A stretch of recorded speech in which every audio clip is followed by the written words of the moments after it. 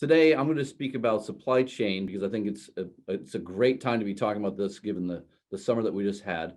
And I'm going to speak a little bit from the high level, but then I'm going to actually dive into one sector that is different from the other two speakers that really I've been looking at for the last 10 years here, has been a big concern. And I'm sure everyone here will recognize that there are some big things happening here. So as a starting point, just a little about me. I've been in China now for over 20 years. Working largely in corporate social responsibility, social innovation, and sustainability, working with a lot of large brands, but also working with a lot of entrepreneurs, nonprofits, and policymakers to figure out how do we solve these value chain crises. I'm not so worried as much about, say, carbon, global, climate change, and polar bears as the formula that I've been working at.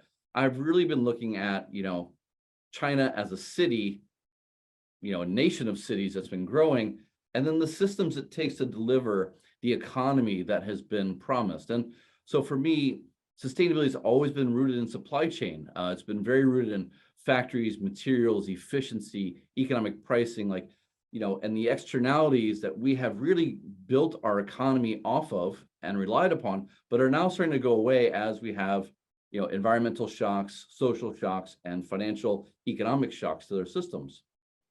And so that's kind of where we want to bring this together. And as just one example, we've grown really used to the consumer economy being very take, make, waste. It's, you go to whatever store it is, Tesco, Carrefour, Walmart, Target, wherever you go, and you buy a printer for $100 10 years ago. And what a lot of people just didn't understand was, when we talk about sustainability, the first thing we always talked about was, what's the environmental footprint of that printer? How much energy goes into it? What's the oil? How much paper's involved? What happens to the river water when you're manufacturing it? But, those were externalities that were borne by either the communities, the economies, or the people that were in the factories, surrounding the factories, or near the waste dumps. But it also relied upon hundreds of millions of migrants in China and around the world to move into cities, to leave their children to work in factories, to live 8 people to a dorm, to live in maybe sometimes substandard labor conditions, which have been improving over the last 20 years as those externalities were removed. And that required a lot of ports and emissions, and we've been focusing on that as well. And then, now we've been talking a lot about waste. And so there's a lot of things in this one slide that when we let it happen, when we allow the environment to pay the price, when we found ways to kind of exploit labor, find that arbitrage between two countries and their labor quality or labor pricing, these were the externalities that we relied upon. And what we're finding now, be it through, the change in energy pricing, the lack of water, the migrant movements changing, is that all these things that we relied upon are now being removed. And so when we were talking about this event, I kind of wanted to really start off with, sustainability is about a full priced economy where the externalities over time are removed. And then how do you as a business leader look at your value chain, use sustainability not as a strategy, but as a lens going forward to understand how will environmental, social, and economic shocks across your value chain become areas of either risk or opportunity. And I think, having been in China for the last 20 years, we see this happening at hyper speed on kind of a daily basis. And I'll take you all back to 2014 when, our city here in Shanghai, it turned to this. And, this is an energy crisis. This was a carbon problem. But for us here, it was a smog issue. And while internationally, people talked about Beijing smog being crazy bad or Shanghai being the worst ever post-Expo, the reality is that there was 140 cities around China that did not meet the WHO standard for kind of livable air. And I apologize, there's one green dot on here that is Sanya, which was kind of the exodus in 2014 for clean air and 2022 for, getting out of the Shanghai lockdown. But over time, the only way to fix that was to actually fix the systems themselves. And that meant the supply chain itself had to be dramatically impacted, that the costs that were borne by society, borne by the environment could no longer be. And then it became an economic supply chain issue where 50,000 factories were closed, where job losses were mounted, where local economies were impacted. And so, through this, I just want you to kind of, whether it's myself or through Jeannie's work or through what Spencer will talk about, just imagine the cost of removing externalities as being quite high at times. And this summer was another one where we had a heat wave in China that everyone talked about, kind of in the south, southwest and southeast of the country. And, when these cities dried up, when their river dried up, we saw a lot of power outages. So again, that externality was very expensive to bear for those populations, for industry, and for the country as a whole. And that played out. I mean, it became very quickly, people talked about how Tesla couldn't get its parts, how Apple was at risk, how, a lot of industries were being hammered by this and slowed down, and how much GDP China had to kind of slow down, shut down, was at risk because its water sustainability has been, compromised. And to keep in mind, that heat wave area, that was China's most water-rich part of the country. For many years, if we looked at the water chart for China, that southern part here, all that deep blue, that's where China's had the most amount of water resources. But this is where over the last 10 years, we've seen these droughts along the Yangtze and other southern areas, Poyang Lake. This is becoming an economic issue where the food, water, energy nexus is being disrupted. And so this is where I want to get in a little bit granular in terms of like one industry that's separate from the others, because, the challenge around climate change, we talk about being heat waves and drought. Well, that's becoming a very tangible thing here in terms of the amount of water that's, being delivered by the environment to recharge our rivers in China and globally. But then matching that to the fact that you have industry and farms next to all these rivers that are drawing off of because of urbanization growing and the rise of, kind of consumption, these are becoming like the secondary challenges that all feed in together. And that as business leaders, as people along the supply chain, we have to be very cognizant that the environment itself, the very fundamental environment, be it from the air pollution, carbon, energy, whatever it may be, these are now real issues to the business. And that's why when Anders said it's not kind of the add-on anymore, we used to put up a solar panel and kind of put that in our sustainability report, but now we're doing it because we want to keep the lights on. And so things are changing quite dramatically. While a lot of people are focused on the business side and the mall shutdown and the production shutdown, I was quickly reminded of the work that we did about 5 years ago around water and the water resources available just for the agriculture sector. So if you look at this chart on the right, those red areas, that's where drought exists pre-2020 in China. But now post-2020, it's also the southern area, which I showed before. But the challenge for China is that a lot of its breadbasket areas are in drought areas. So where they're growing their grains, where they're growing rice, these are areas that are now being threatened themselves.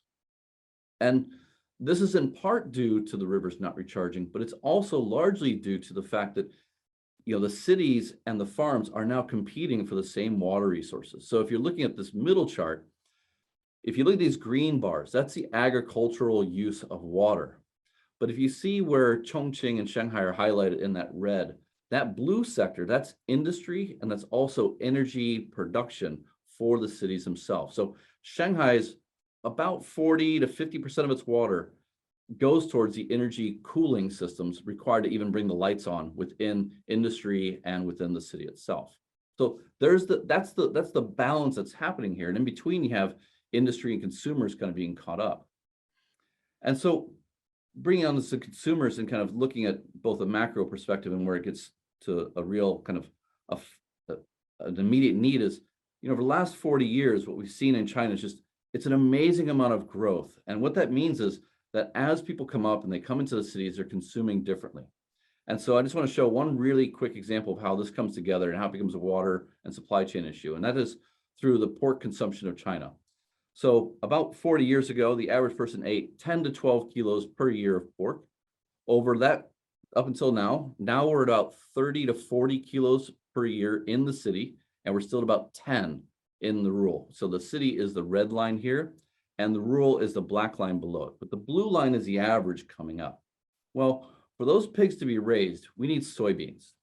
And soy in China has been one of those things where at about 1995, in part because of land, water, and productive kind of capacity, they stopped being able to produce more than about 15, 16 million tons.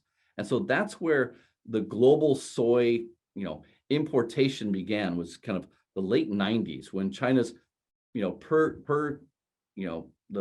pork and chicken raising, that was coming up over time and they need more feed. And I think what we've seen is, during the trade war, that was really highlighted how much, but back about 10 years ago, I started looking at how much water was China importing through this. And so in 2015, at about the top of this chart here, at that red chart, China was importing about 80 million tons of soy. And so I tried to figure out, like, just a virtual water footprint. How much was China bringing in just from the US alone, because the US was going through its own water crisis? And the answer was that 30 million tons translated roughly into 60 trillion liters of water just for that. So if you were to look at the whole picture, you're at about 100 trillion liters of water, 150 trillion liters of water that China was importing to offset the fact that it didn't have that water to raise soy.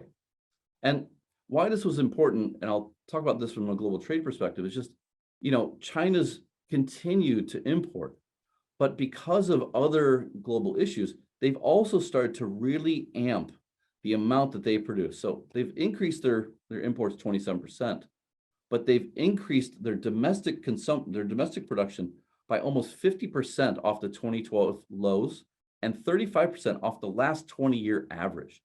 And that's because as their urban consumers are growing, as more pork and other animal proteins are needed, their soy consumption continues to grow. And this is something to become an area where they're obviously very concerned, where obviously the trade war impacted them, and that impacts kind of food supply, food production, and inflation here. And where I kind of want to end on this is just the fact that, for a country that is so dependent upon imports of water, you have other countries now like India and Ukraine, which they're struggling to even export their food. And so we've seen, President Biden last night at the UN, he talked about the fact that, the ban on exports of food is becoming a global issue. And for China, rice was one of those things that they didn't need to import for many, many years.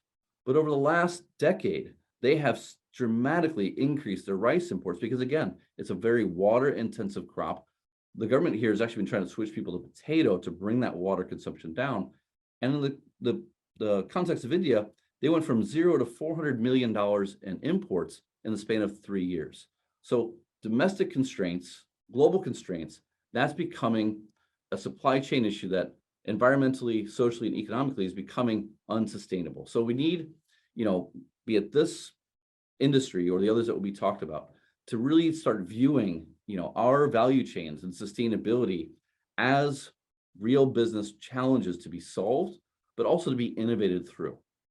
And so I just want to kind of wrap up here and allow them to dive into their own industries. But just to mention, sustainability is not a strategy. It is a lens. It's a lens to help people understand the exposures and the opportunities that exist across your supply chain.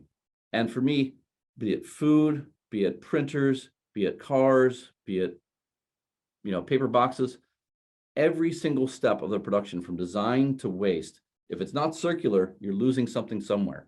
And this is where you need to start coming, to figure out where are you exposed to where are the opportunities, because the challenge is coming to real scale. The other thing is the externalities are being moved across the board. And that could be through, I know Jeannie and Spencer will talk about climate and carbon kind of regulations and pricing, what brands are doing, but also just the fact that the energy costs are going up, water costs are going up, your input costs are going up. So those externalities, as they're being removed, it's getting more expensive. So you're going to have to start developing a new business model to avoid those real disruptions. And then the last thing I just say is, like, China is, because of its size, scale, and speed, and what we've seen in the last 40 years, it's the best place to pilot, pivot, and scale to figure out what the constraints are and to bring together solutions at scale across borders between the US and China, your headquarters in China, your Chinese suppliers going out, whatever it may be, because we're only kind of starting this process. If you've been listening to the environmentalists for the last 5-10 years since COP15, they're talking about like the next 20, 30, 50 years out. We're really in the beginning of this process. We have another 2 billion people in Asia to urbanize. So we have a lot of work to do. And so for me, at the chamber, in my own business, engaging you, I really hope that you'll take up this idea that your value chain, your supply chain, this is sustainability itself. Looking at that, finding ways to drive innovation, find efficiency, reprice, develop new products. This is the opportunity that we should all be taking up now. And so with that, I will leave it at that. Thank you, Anders, for putting up with me as the moderator.